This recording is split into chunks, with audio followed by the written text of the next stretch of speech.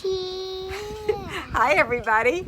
Today is Friday, July 10th, and I want to introduce you to my grandchildren. This is Charlie. He's going to be 4 at the end of this month, and this is Maggie.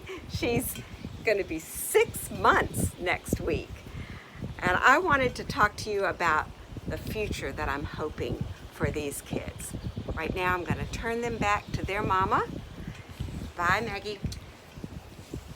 Bye, Charlie. Thank you.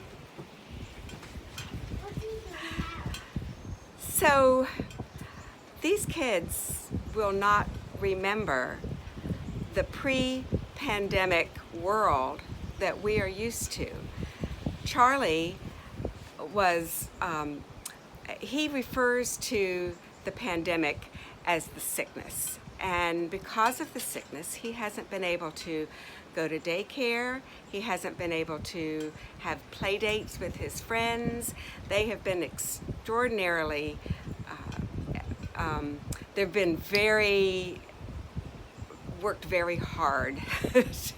I can't think of the word I'm looking for, but they worked very hard to keep their family safe and to have social distancing, and Charlie has his own masks that if he has to go into a store with them, then he wears a mask too.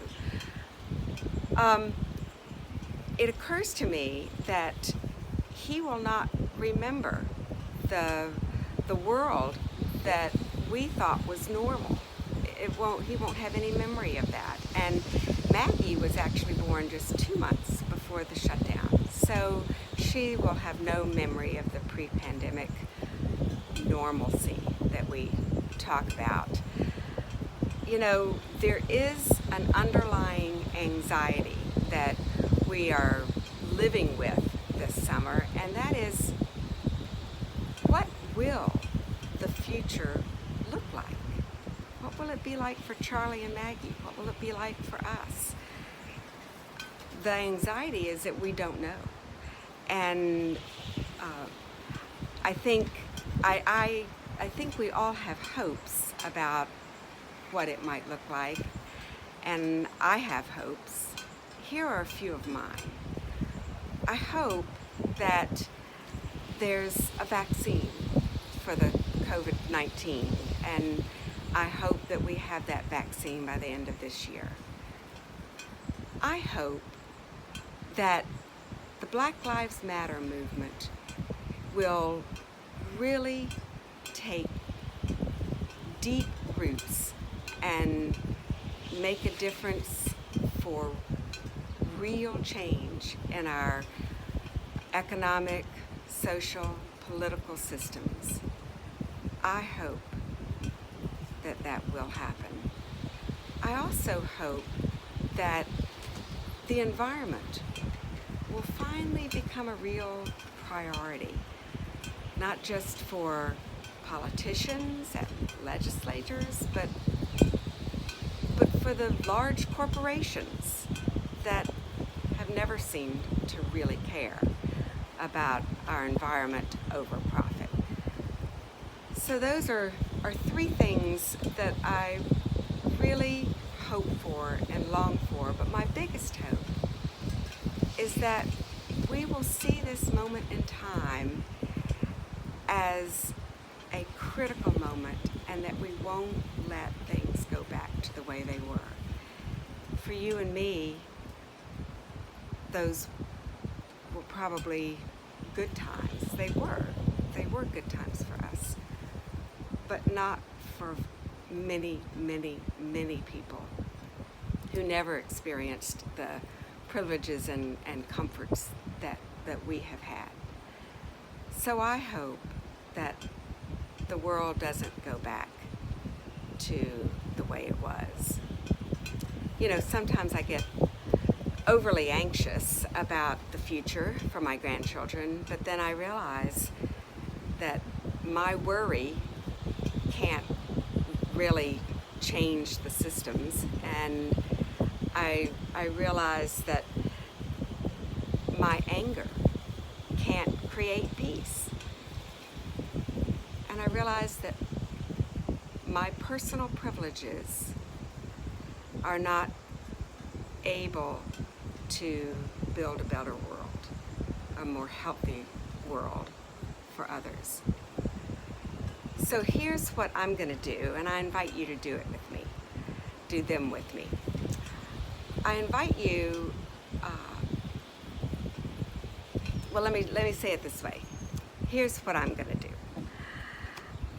I'm going to keep learning about the issues so that I don't remain in my comfortable naivete about all that has been real for others. I'm going to invest my money in organizations that are promoting UU principles and actually working for economic and racial justice.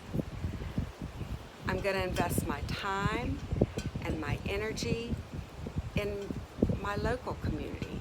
Part of that's investing in you and our UUFR community, and part of that is working to help us join with others, other church communities, other organizations, to bring about change in our local communities. You know, the old saying, think globally, act locally.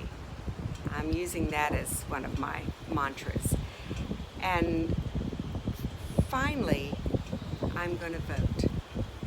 And I believe we need to help others vote and protect the rights of others to vote. We must vote. Always vote. And finally, I would say that in addition to those things that we already know about taking care of ourselves mentally and physically, you know, good nutrition and exercise and getting plenty of rest, we all already know that, and we're doing that to certain degrees, better on some days than others. But something that I believe is very important is taking care of our spiritual health. I think that spiritual health and an attitude is personal spiritual health is one of the most important things we can do to build a loving and healthy future. An attitude, one of those things is an attitude of forgiveness. An attitude of forgiveness is healing for the body and strengthening for the soul. So I want us to continue to embrace forgiveness as a way of being in the world, forgiveness of others and forgiveness of ourselves. And finally, I would say that though there are many spiritual practices, I would offer these two, very simple. Be open to moments of awe and wonder and joy. And the other is to allow yourself, as you're opening to those moments, to be surprised by the holy in our midst. Those sound very simple, but they make a big difference. Be open to awe and surprised by the holy. May it be so. May there be a new future for our children, our grandchildren, and our grandchildren's children. Namaste.